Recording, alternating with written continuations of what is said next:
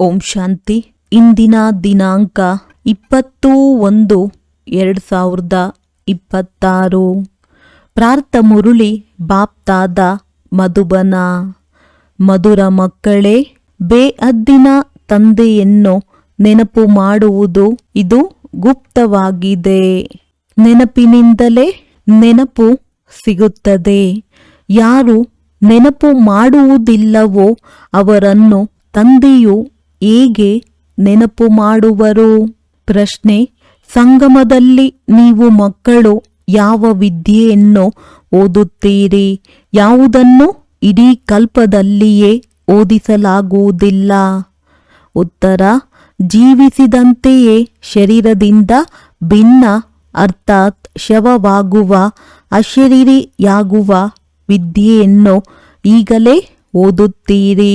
ಏಕೆಂದರೆ ನೀವು ಕರ್ಮಾತೀತರಾಗಬೇಕಾಗಿದೆ. ಬಾಕಿ ಎಲ್ಲಿಯವರೆಗೆ ಶರೀರದಲ್ಲಿರುತ್ತೀರೋ ಅಲ್ಲಿಯವರೆಗೆ ಕರ್ಮವನ್ನಂತೂ ಮಾಡಲೇಬೇಕಾಗಿದೆ. ಯಾವಾಗ ಶರೀರವಿರುವುದಿಲ್ಲವೋ ಆಗಲೇ ಮನಸ್ಸು ಅಮನವಾಗುತ್ತದೆ. ಆದ್ದರಿಂದ ಮನ್ ಜೀತರೆ ಜಗಜ್ಜೀತರಲ್ಲ, ಆದರೆ ಮಾಯಾಜೀತರೆ ಜಗತ್ ಜೀತರು. ಓಂ ಶಾಂತಿ. ತಂದೆಯು ಕುಳಿತು ಮಕ್ಕಳಿಗೆ ತಿಳಿಸುತ್ತಾರೆ, ಏಕೆಂದರೆ ಇದನ್ನಂತೂ ಮಕ್ಕಳು ತಿಳಿದುಕೊಂಡಿದ್ದೀರಿ.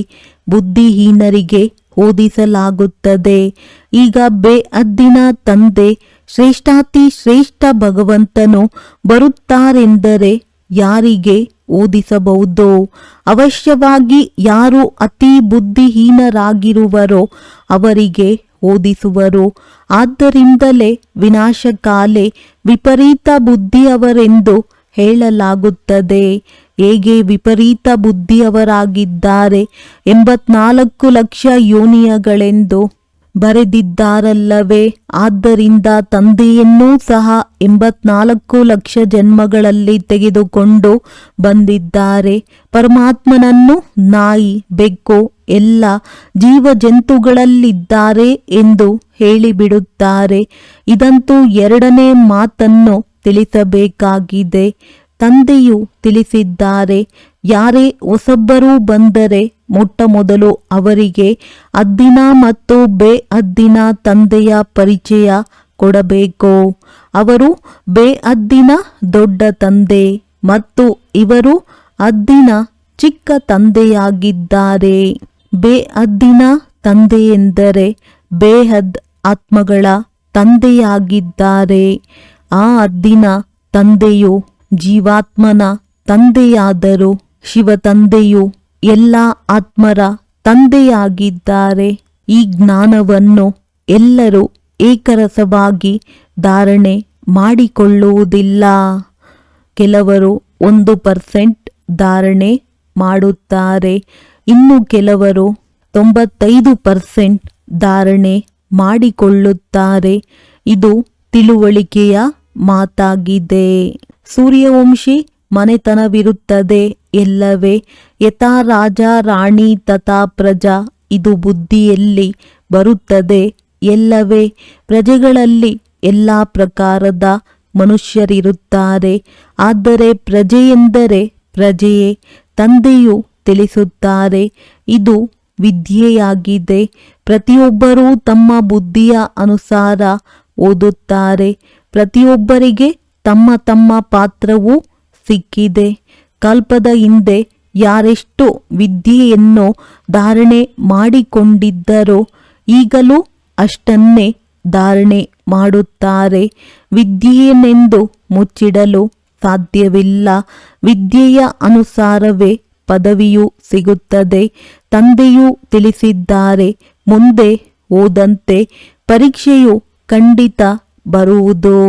ಪರೀಕ್ಷೆಯಿಲ್ಲದೆ ವರ್ಗಾವಣೆಯಾಗಲು ಸಾಧ್ಯವಿಲ್ಲ.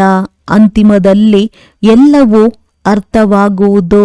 ಅಲ್ಲದೆ ಈಗಲೂ ಸಹ ನಾವು ಯಾವ ಪದವಿಗೆ ಯೋಗ್ಯರಾಗಿದ್ದೇವೆ ಎಂಬುದನ್ನು ತಿಳಿದುಕೊಳ್ಳಬಹುದಾಗಿದೆ. ಬಲೆ ಸಂಕೋಚಕ್ಕೊಳಗಾಗಿ ಎಲ್ಲರ ಜೊತೆ ಕೈಯನ್ನೆತ್ತಿ ಬಿಡುತ್ತಾರೆ. ನಾವು ಈ ರೀತಿ ಹೇಗಾಗಲು ಸಾಧ್ಯ ಎಂಬುದನ್ನು ಸಹ ಹೃದಯದಲ್ಲಿ ತಿಳಿದುಕೊಳ್ಳುತ್ತಾರೆ. ಆದರೂ ಸಹ ಕೈ ಎತ್ತಿ ಬಿಡುತ್ತಾರೆ. ತನ್ನ ಬಗ್ಗೆ ತಿಳಿದುಕೊಂಡಿದ್ದರೂ ಸಹ ಕೈ ಎತ್ತುವುದಕ್ಕೂ ಅಜ್ಞಾನವೆಂದೇ ಹೇಳಬಹುದು. ಎಷ್ಟೊಂದು ಅಜ್ಞಾನವಿದೆ. ತಂದೆಯಂತೂ ಕೂಡಲೇ ತಿಳಿದುಕೊಳ್ಳುತ್ತಾರೆ. ಇವರಿಗಿಂತಲೂ ಆ ವಿದ್ಯಾರ್ಥಿಗಳಲ್ಲಾದರೂ ಬುದ್ಧಿ ಇರುತ್ತದೆ. ನಾವು ಸ್ಕಾಲರ್ಶಿಪ್ ತೆಗೆದುಕೊಳ್ಳಲು ಯೋಗ್ಯನಿಲ್ಲ, ನಾನು ತೇರ್ಗಡೆಯಾಗುವುದಿಲ್ಲ ಎಂದು ಅವರಾದರೂ ತಿಳಿದುಕೊಳ್ಳುತ್ತಾರೆ. ಇಲ್ಲಿನವರಿಗಿಂತಲೂ ಆ ಅಜ್ಞಾನಿ ಮಕ್ಕಳಾದರೂ ತಿಳಿದುಕೊಳ್ಳುತ್ತಾರೆ. ಶಿಕ್ಷಕರು ಏನನ್ನು ಓದಿಸುತ್ತಾರೆ ಅದರಲ್ಲಿ ನಾನು ಎಷ್ಟು ಅಂಕಗಳನ್ನು ತೆಗೆದುಕೊಳ್ಳುವೆನು ಎಂದು. ನಾನು ಪಾಸ್ ವಿತ್ ಆನರ್ ಆಗುತ್ತೇನೆ ಎಂದು ಅವರು ಹೇಳುವುದಿಲ್ಲ. ಅಂದ ಮೇಲೆ ಇಲ್ಲಿನ ಮಕ್ಕಳಿಗೆ ಇಷ್ಟಾದರೂ ಬುದ್ಧಿ ಇಲ್ಲ, ಬಹಳ ದೇಹಾಭಿಮಾನವಿದೆ ಎಂದು ಸಿದ್ಧವಾಗುತ್ತದೆ. ನೀವೀಗ ಲಕ್ಷ್ಮೀ ನಾರಾಯಣರಾಗಲು ಬಂದಿದ್ದೀರೆಂದರೆ ಚಲನೆಯು ಬಹಳ ಚೆನ್ನಾಗಿರಬೇಕು. ತಂದೆಯು ತಿಳಿಸುತ್ತಾರೆ, ಕೆಲವರು ವಿನಾಶಕಾಲೆ ವಿಪರೀತ ಬುದ್ಧಿಯವರಿದ್ದಾರೆ. ಏಕೆಂದರೆ ಕಾಯ್ದೆಯನುಸಾರವಾಗಿ ತಂದೆಯೊಂದಿಗೆ ಪ್ರೀತಿ ಇಲ್ಲ. ಅಂದ ಮೇಲೆ ಅವರ ಗತಿ ಏನಾಗುವುದು? ಶ್ರೇಷ್ಠ ಪದವಿಯನ್ನು ಪಡೆಯಲು ಸಾಧ್ಯವಿಲ್ಲ. ತಂದೆಯು ಕುಳಿತು ನೀವು ಮಕ್ಕಳಿಗೆ ತಿಳಿಸುತ್ತಾರೆ, ವಿನಾಶಕಾಲೆ ವಿಪರೀತ ಬುದ್ಧಿಯ ಅರ್ಥವೇನೆಂದು ಮಕ್ಕಳೇ ಪೂರ್ಣ ಅರ್ಥ ಮಾಡಿಕೊಳ್ಳದಿದ್ದರೆ ಇನ್ಯಾರು ಅರ್ಥ ಮಾಡಿಕೊಳ್ಳುವರು? ಯಾವ ಮಕ್ಕಳು ನಾವು ಶಿವತಂದೆಯ ಮಕ್ಕಳಾಗಿದ್ದೇವೆಂದು ತಿಳಿದುಕೊಳ್ಳುವರೋ ಅವರೇ ಪೂರ್ಣ ಅರ್ಥವನ್ನು ತಿಳಿದುಕೊಂಡಿಲ್ಲ. ತಂದೆಯನ್ನು ನೆನಪು ಮಾಡುವುದು ಗುಪ್ತ ಮಾತಾಗಿದೆ. ವಿದ್ಯೆಯಂತೂ ಗುಪ್ತವಾಗಿರುವುದಿಲ್ಲ. ವಿದ್ಯೆಯಲ್ಲಿ ನಂಬರ್ ವಾರ್ ಆಗಿದ್ದಾರೆ. ಎಲ್ಲರೂ ಒಂದೇ ಸಮನಾಗಿ ಓದುವುದಿಲ್ಲ. ತಂದೆಯು ತಿಳಿದುಕೊಳ್ಳುತ್ತಾರೆ, ಇವರು ಇನ್ನೂ ಪುಟ್ಟ ಮಕ್ಕಳಾಗಿದ್ದಾರೆ. ಇಂತಹ ಬೇಅದ್ದಿನ ತಂದೆಯನ್ನು 3 4 ತಿಂಗಳಾದರೂ ಸಹ ನೆನಪೇ ಮಾಡುವುದಿಲ್ಲ. ಅಂದ ಮೇಲೆ ನೆನಪು ಮಾಡುತ್ತಾರೆಯೇ ಎಂಬುದು ಹೇಗೆ ಅರ್ಥವಾಗುವುದು? ಅವರು ಪತ್ರ ಬರೆದಾಗ ಮತ್ತು ಆ ಪತ್ರದಲ್ಲಿ ನಾನು ಇಂತಿಂತಹ ಆತ್ಮಿಕ ಸೇವೆ ಮಾಡುತ್ತೇನೆಂದು ಸೇವಾ ಸಮಾಚಾರವಿದ್ದಾಗ ಅವರ ಬಗ್ಗೆ ತಿಳಿಯುತ್ತದೆ. ಪ್ರತ್ಯಕ್ಷ ಪ್ರಮಾಣ ಬೇಕಲ್ಲವೇ? ಇಂತಹ ದೇಹಾಭಿಮಾನಿಗಳಿಗೂ ಇರುತ್ತಾರೆ. ಅವರು ಎಂದು ನೆನಪು ಮಾಡುವುದಿಲ್ಲ ಅಥವಾ ಸೇವಾ ಸಮಾಚಾರವನ್ನು ತೋರಿಸುವುದಿಲ್ಲ. ಕೆಲವರಂತೂ ಬಾಬಾ ನಾವು ಇಂತಿಂತವರಿಗೆ ತಿಳಿಸಿದೆವು ಎಂದು ಸಮಾಚಾರವನ್ನು ಬರೆಯುತ್ತಾರೆ. ಆಗ ಆ ಮಗು ಬದುಕಿದೆ ಸೇವಾ ಸಮಾಚಾರವನ್ನು ಬರೆಯುತ್ತಾರೆಂದು ತಂದೆಯು ತಿಳಿದುಕೊಳ್ಳುತ್ತಾರೆ. ಕೆಲವರಂತೂ 3-4 ತಿಂಗಳಿನವರೆಗೆ ಪತ್ರಗಳನ್ನೇ ಬರೆಯುವುದಿಲ್ಲ. ಯಾವುದೇ ಸಮಾಚಾರ ಬರಲಿಲ್ಲವೆಂದರೆ ಇವರು ಸತ್ತು ಹೋದರು, ರೋಗಿಯಾಗಿದ್ದಾರೆಂದು ತಂದೆಯು ತಿಳಿದುಕೊಳ್ಳುತ್ತಾರೆ. ರೋಗಿ ಮನುಷ್ಯರು ಬರೆಯಲು ಸಾಧ್ಯವಾಗುವುದಿಲ್ಲ. ಇದನ್ನೂ ಸಹ ಕೆಲವರು ಬರೆಯುತ್ತಾರೆ, ನಮ್ಮ ಆರೋಗ್ಯವು ಸರಿ ಇರಲಿಲ್ಲ, ಆದ್ದರಿಂದ ಪತ್ರ ಬರೆಯಲಿಲ್ಲ ಎಂದು. ಇನ್ನೂ ಕೆಲವರಂತೂ ರೋಗಿಯೇ ಆಗಿಲ್ಲ, ಆದರೂ ಸಹ ಸಮಾಚಾರವನ್ನೇ ಬರೆಯುವುದಿಲ್ಲ. ಏಕೆಂದರೆ ದೇಹಾಭಿಮಾನವಿದೆ. ಅಂದ ಮೇಲೆ ತಂದೆಯು ಯಾರನ್ನು ನೆನಪು ಮಾಡುವರು? ನೆನಪಿನಿಂದಲೇ ನೆನಪು ಸಿಗುತ್ತದೆ. ಆದರೆ ಮಕ್ಕಳಲ್ಲಿ ದೇಹಾಭಿಮಾನವಿದೆ. ತಂದೆಯು ಬಂದು ತಿಳಿಸುತ್ತಾರೆ, ನನ್ನನ್ನು ಸರ್ವವ್ಯಾಪಿ ಎಂದು ಹೇಳಿ 84 ಲಕ್ಷಗಳಿಗಿಂತಲೂ ಹೆಚ್ಚು ಯೋನಿಗಳಲ್ಲಿ ತೆಗೆದುಕೊಂಡು ಹೋಗಿದ್ದಾರೆ. ಮನುಷ್ಯರಿಗೆ ಕಲ್ಲು ಬುದ್ಧಿಯವರೆಂದು ಹೇಳಲಾಗುತ್ತದೆ. ಭಗವಂತನನ್ನು ಕಲ್ಲು ಮುಳ್ಳು ಎಲ್ಲದರಲ್ಲಿಯೂ ವಿರಾಜಮಾನವಾಗಿದ್ದಾರೆಂದು ಹೇಳಿಬಿಡುತ್ತಾರೆ. ಅಂದಾಗ ಇದು ಬೇಹದ್ದಿನ ಅವಹೇಳನವಾಯಿತಲ್ಲವೇ? ಆದ್ದರಿಂದ ತಂದೆಯು ತಿಳಿಸುತ್ತಾರೆ, ನನಗೆ ಎಷ್ಟೊಂದು ನಿಂದನೆ ಮಾಡುತ್ತಾರೆ. ನೀವಂತೂ ಈಗ ನಂಬರ್ ವಾರ್ ಅರಿತುಕೊಂಡಿದ್ದೀರಿ. ಭಕ್ತಿ ಮಾರ್ಗದಲ್ಲಿ ಬಾಬಾ ತಾವು ಬಂದರೆ ನಾವು ಬಲಿಹಾರಿಯಾಗುತ್ತೇವೆ, ತಮ್ಮನ್ನು ವಾರಸುದಾರನನ್ನಾಗಿ ಮಾಡಿಕೊಳ್ಳುತ್ತೇವೆಂದು ಆಡುತ್ತಾರೆ. ಆದರೆ ಈ ರೀತಿ ವಾರಸುದಾರನನ್ನಾಗಿ ಮಾಡಿಕೊಳ್ಳುತ್ತಾರೆ. ಭಗವಂತನನ್ನೇ ಕಲ್ಲು ಮುಳ್ಳಿನಲ್ಲಿದ್ದೀಯಾ ಎಂದು ಹೇಳುತ್ತಾರೆ. ಎಷ್ಟೊಂದು ನಿಂದನೆ ಮಾಡುತ್ತಾರೆ. ಆದ್ದರಿಂದ ತಂದೆಯು ತಿಳಿಸುತ್ತಾರೆ, ಯದಾ ಯದಾ ಈ ಧರ್ಮಸ್ಯ, ನೀವು ಮಕ್ಕಳು ಈಗ ತಂದೆಯನ್ನು ಅರಿತುಕೊಂಡಿದ್ದೀರಿ. ಆದ್ದರಿಂದ ತಂದೆಯ ಎಷ್ಟೊಂದು ಮಹಿಮೆ ಮಾಡುತ್ತೀರಿ. ಕೆಲವರಂತೂ ಮಹಿಮೆಯೇನು ಕೇವಲ ನೆನಪು ಮಾಡಿಕೊಂಡು 2 ಅಕ್ಷರದ ಪತ್ರವನ್ನು ಸಹ ಬರೆಯುವುದಿಲ್ಲ. ದೇಹಾಭಿಮಾನಿಗಳಾಗಿ ಬಿಡುತ್ತಾರೆ. ನೀವು ಮಕ್ಕಳು ತಿಳಿದುಕೊಳ್ಳುತ್ತೀರಿ, ನಮಗೆ ತಂದೆಯೂ ಸಿಕ್ಕಿದ್ದಾರೆ. ತಂದೆಯೂ ನಮಗೆ ಓದಿಸುತ್ತಾರೆ. ಭಗವಾನು ವಾಚವಿದೆಯಲ್ಲವೇ, ನಾನು ನಿಮಗೆ ರಾಜಯೋಗವನ್ನು ಕಲಿಸುತ್ತೇನೆ. ವಿಶ್ವದ ರಾಜ್ಯ ಭಾಗ್ಯವನ್ನು ಹೇಗೆ ಪ್ರಾಪ್ತಿ ಮಾಡಿಕೊಳ್ಳುವುದು, ಅದಕ್ಕಾಗಿ ರಾಜಯೋಗವನ್ನು ಕಲಿಸುತ್ತೇನೆ. ನಾವು ವಿಶ್ವದ ರಾಜ್ಯ ಭಾಗ್ಯವನ್ನು ಪಡೆಯಲು ಬೇಹದ್ದಿನ ತಂದೆಯಿಂದ ಓದುತ್ತೇವೆಂದು ನಶೆ ಇದ್ದಿದ್ದೇ ಆದರೆ ಅಪಾರ ಖುಷಿ ಇರುವುದು. ಬಲೆ ಗೀತೆಯನ್ನು ಓದುತ್ತಾರೆ, ಆದರೆ ಹೇಗೆ ಸಾಮಾನ್ಯ ಪುಸ್ತಕಗಳನ್ನು ಓದಿದಂತೆ. ಕೃಷ್ಣ ಭಗವಾನು ವಾಚ, ರಾಜಯೋಗವನ್ನು ಕಲಿಸುತ್ತೇನೆ ಅಷ್ಟೇ. ಇಷ್ಟು ಬುದ್ಧಿಯೋಗ ಅಥವಾ ಖುಷಿಯೂ ಇರುವುದಿಲ್ಲ. ಗೀತೆಯನ್ನು ಓದುವ ಹಾಗೂ ಹೇಳುವವರಲ್ಲಿ ಅಷ್ಟೊಂದು ಖುಷಿ ಇರುವುದಿಲ್ಲ. ಗೀತೆಯನ್ನು ಓದಿ ಮುಗಿಸಿ ಉದ್ಯೋಗ ವ್ಯವಹಾರಗಳಲ್ಲಿ ಹೊರಟು ಹೋಗುತ್ತಾರೆ. ನಿಮಗಂತೂ ಬೇಹದ್ದಿನ ತಂದೆಯು ಓದಿಸುತ್ತಾರೆಂಬುದು ಬುದ್ಧಿಯಲ್ಲಿದೆ. ನಮಗೆ ಭಗವಂತನೇ ಓದಿಸುತ್ತಾರೆಂದು ಮತ್ಯಾರ ಬುದ್ಧಿಯಲ್ಲಿಯೂ ಬರುವುದಿಲ್ಲ. ಅಂದಾಗ ಮೊಟ್ಟ ಮೊದಲು ಯಾರೇ ಬಂದರೂ ಸಹ ಅವರಿಗೆ ತಂದೆಯ ಪರಿಚಯವನ್ನು ತಿಳಿಸಬೇಕಾಗಿದೆ. ತಿಳಿಸಿ, ಭಾರತವು ಸ್ವರ್ಗವಾಗಿತ್ತಲ್ಲವೇ, ಈಗ ನರಕವಾಗಿದೆ. ನಾವು ಸತ್ಯಯುಗದಲ್ಲಿಯೂ ಇದ್ದೇವೆ, ಕಲಿಯುಗದಲ್ಲಿಯೂ ಇದ್ದೇವೆಂದು ಯಾರೂ ಹೇಳಲು ಸಾಧ್ಯವಿಲ್ಲ. ಯಾರಿಗಾದರೂ ದುಃಖ ಸಿಕ್ಕಿದರೆ ಅವರು ನರಕದಲ್ಲಿದ್ದಾರೆ. ಯಾರಿಗೆ ಸುಖ ಸಿಕ್ಕಿತೋ ಅವರು ಸ್ವರ್ಗದಲ್ಲಿದ್ದಾರೆ. ದುಃಖಿ ಮನುಷ್ಯರು ನರಕದಲ್ಲಿದ್ದಾರೆ. ನಾವಂತೂ ಬಹಳ ಸುಖದಲ್ಲಿ ಕುಳಿತಿದ್ದೇವೆ. ಮೆಹಲು, ಮಹಡಿ ಇತ್ಯಾದಿಗಳೆಲ್ಲವೂ ಇದೆ ಎಂದು ಅನೇಕರು ಹೇಳುತ್ತಾರೆ. ಹೊರಗಿನ ಸುಖವನ್ನು ನೋಡುತ್ತಾರಲ್ಲವೇ, ಇದನ್ನೂ ಸಹ ನೀವೀಗ ತಿಳಿದುಕೊಂಡಿದ್ದೀರಿ. ಸತ್ಯಯುಗಿ ಸುಖವಂತೂ ಇಲ್ಲಿರಲು ಸಾಧ್ಯವಿಲ್ಲ. ಅಥವಾ ಸತ್ಯಯುಗಕ್ಕೆ ಕಲಿಯುಗ ಅಥವಾ ಕಲಿಯುಗಕ್ಕೆ ಸತ್ಯಯುಗ ಎಂದು ಹೇಳುವುದು ಒಂದೇ ಮಾತಾಗಿದೆ ಎಂದು ಹೇಳುವಂತಿಲ್ಲ. ಈ ರೀತಿ ತಿಳಿದುಕೊಳ್ಳುವವರಿಗೂ ಸಹ ಅಜ್ಞಾನಿಗಳೆಂದು ಹೇಳುತ್ತಾರೆ.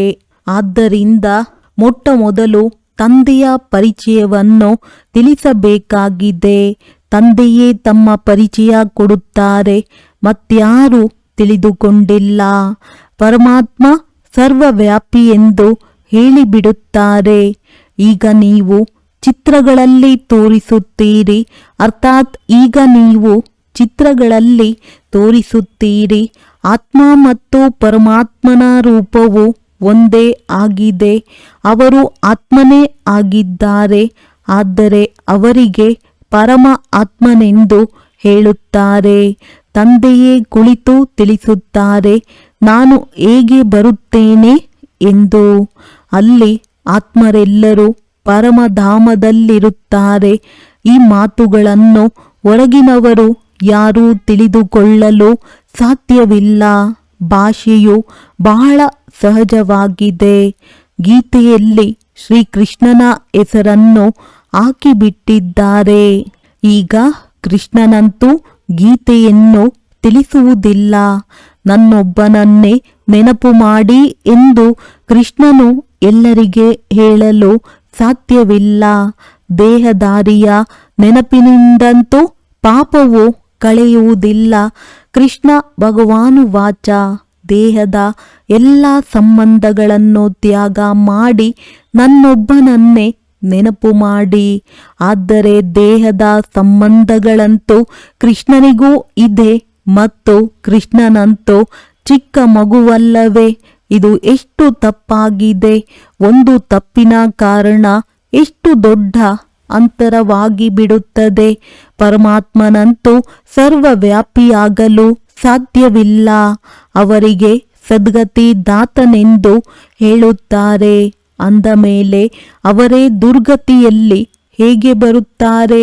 ಪರಮಾತ್ಮನು ಎಂದಾದರೂ ದುರ್ಗತಿಯನ್ನು ಹೊಂದುತ್ತಾರೆಯೇ? ಇವು ವಿಚಾರ ಸಾಗರ ಮಂಥನ ಮಾಡುವ ಮಾತುಗಳಾಗಿವೆ. ಸಮಯವನ್ನು ವ್ಯರ್ಥ ಮಾಡುವ ಮಾತಿಲ್ಲ. ಮನುಷ್ಯರಂತೂ ನಮಗೆ ಬಿಡುವಿಲ್ಲವೆಂದು ಹೇಳಿಬಿಡುತ್ತಾರೆ. ಬಂದು ಕೋರ್ಸನ್ನು ತೆಗೆದುಕೊಳ್ಳಿ ಎಂದು ನೀವು ತಿಳಿಸಿದರೆ ನಮಗೆ ಬಿಡುವಿಲ್ಲವೆಂದು ಹೇಳುತ್ತಾರೆ. 2 ದಿನಗಳು ಬರುತ್ತಾರೆ, ಮತ್ತೆ 4 ದಿನಗಳು ಬರುವುದಿಲ್ಲ. ಓದುವುದಿಲ್ಲವೆಂದರೆ ಈ ಲಕ್ಷ್ಮೀ ನಾರಾಯಣರಾಗಲು ಹೇಗೆ ಸಾಧ್ಯ? ಮಾಯೆಯ ಪ್ರಭಾವವು ಎಷ್ಟೊಂದಿದೆ. ತಂದೆಯೂ ತಿಳಿಸುತ್ತಾರೆ, ಯಾವ ಕ್ಷಣ ನಿಮಿಷ ಕಳೆಯುತ್ತದೆಯೋ ಅದು ಚಾಚು ತಪ್ಪದೆ ಪುನರಾವರ್ತನೆಯಾಗುತ್ತದೆ. ಲೆಕ್ಕವಿಲ್ಲದಷ್ಟು ಬಾರಿ ಪುನರಾವರ್ತನೆಯಾಗುತ್ತಿರುತ್ತದೆ. ಈಗಂತೂ ತಂದೆಯ ಮೂಲಕ ಕೇಳುತ್ತಿದ್ದೀರಿ. ತಂದೆಯಂತೂ ಜನನ ಮರಣದಲ್ಲಿ ಬರುವುದಿಲ್ಲ.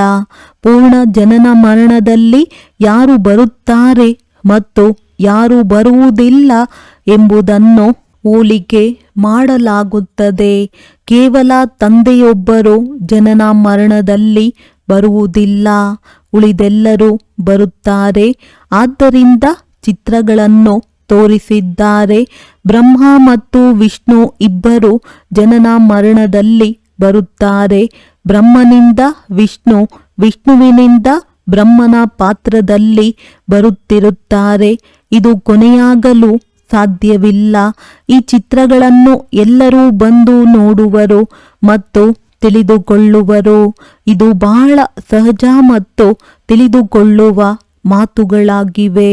ಬುದ್ಧಿಯಲ್ಲಿ ಬರಬೇಕು, ನಾವೇ ಬ್ರಾಹ್ಮಣರಾಗಿದ್ದೇವೆ, ನಂತರ ನಾವೇ ಕ್ಷತ್ರಿಯ, ವೈಶ್ಯ, ಶೂದ್ರರಾಗುತ್ತೇವೆ. ಮತ್ತೆ ತಂದೆಯು ಬರುತ್ತಾರೆ, ಆಗ ನಾವೇ ಮತ್ತೆ ಬ್ರಾಹ್ಮಣರಾಗುತ್ತೇವೆ. ಇದನ್ನು ನೆನಪು ಮಾಡಿದರೂ ಸಹ ಸ್ವದರ್ಶನ ಚಕ್ರಧಾರಿಯಾದಿರಿ. ಅನೇಕರಿಗೆ ನೆನಪು ನಿಲ್ಲುವುದೇ ಇಲ್ಲ. ನೀವು ಬ್ರಾಹ್ಮಣರೇ ಸ್ವದರ್ಶನ ಚಕ್ರಧಾರಿಯಾಗುತ್ತೀರಿ, ದೇವತೆಗಳು ಆಗುವುದಿಲ್ಲ. ಚಕ್ರವು ಹೇಗೆ ಸುತ್ತುತ್ತದೆ ಎಂಬ ಜ್ಞಾನವನ್ನು ಪಡೆಯುವುದರಿಂದ ಅವರು ಈ ದೇವತೆಗಳಾಗಿದ್ದಾರೆ.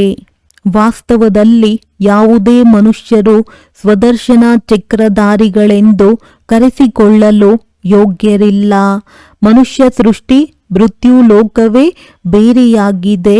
ಹೇಗೆ ಭಾರತವಾಸಿಗಳ ರೀತಿ ನೀತಿಗಳೇ ಬೇರೆಯಾಗಿವೆ, ಹಾಗೆಯೇ ಎಲ್ಲರದ್ದು ಬೇರೆ ಬೇರೆ ಇರುತ್ತದೆ. ದೇವತೆಗಳ ರೀತಿ ನೀತಿಗಳೇ ಬೇರೆಯಾಗಿವೆ. ಮೃತ್ಯು ಲೋಕದ ಮನುಷ್ಯರ ರೀತಿ ನೀತಿಯೇ ಬೇರೆಯಾಗಿದೆ. ರಾತ್ರಿ ಹಗಲಿನ ಅಂತರವಿದೆ. ಆದ್ದರಿಂದ ಎಲ್ಲರೂ ಹೇಳುತ್ತಾರೆ, ಹೇ ಭಗವಂತ, ನಾವು ಪತಿತರಾಗಿದ್ದೇವೆ.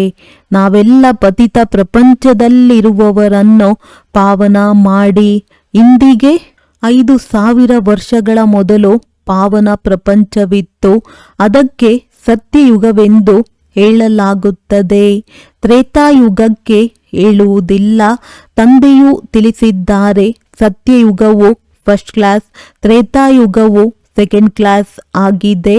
ಅಂದಾಗ ಒಂದೊಂದು ಮಾತನ್ನು ಚೆನ್ನಾಗಿ ಧಾರಣೆ ಮಾಡಿಕೊಳ್ಳಬೇಕು. ಯಾರೇ ಬಂದರೂ ಸಹ ಕೇಳಿ ಆಶ್ಚರ್ಯಚಕಿತರಾಗಬೇಕು. ಕೆಲವರಂತೂ ಆಶ್ಚರ್ಯಚಕಿತರಾಗುತ್ತಾರೆ, ಆದರೆ ಮತ್ತೆ ಅವರಿಗೆ ಪುರುಷಾರ್ಥ ಮಾಡಲು ಬಿಡುವೆ ಇರುವುದಿಲ್ಲ. ಅವಶ್ಯವಾಗಿ ಪವಿತ್ರರಾಗಿರಬೇಕೆಂಬುದನ್ನು ಕೇಳುತ್ತಾರೆ. ಈ ಕಾಮವಿಕಾರವೇ ಮನುಷ್ಯರನ್ನು ಪತಿತರನ್ನಾಗಿ ಮಾಡುತ್ತದೆ. ಇದನ್ನು ಜಯಿಸುವುದರಿಂದಲೇ ನೀವು ಜಗಜ್ಜೀತರಾಗುತ್ತೀರಿ. ತಂದೆಯು ಹೇಳಿದ್ದಾರೆ, ಕಾಮವಿಕಾರ ಜಯಿಸಿ ಜಗಜ್ಜೀತರಾಗಿ.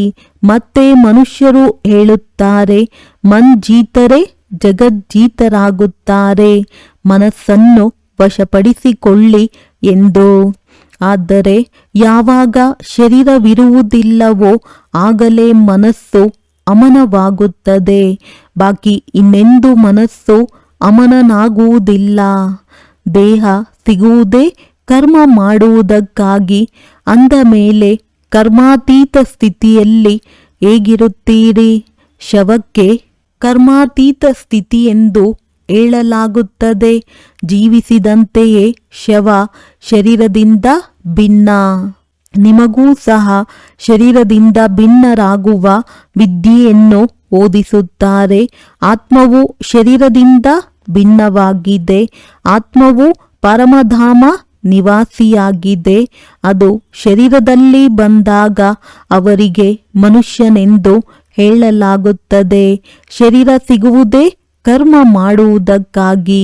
ಒಂದು ಶರೀರವನ್ನು ಬಿಟ್ಟರೆ ಮತ್ತೆ ಕರ್ಮ ಮಾಡುವುದಕ್ಕಾಗಿ ಇನ್ನೊಂದು ಶರೀರವನ್ನು ತೆಗೆದುಕೊಳ್ಳಲು ಬೇಕಾಗಿದೆ.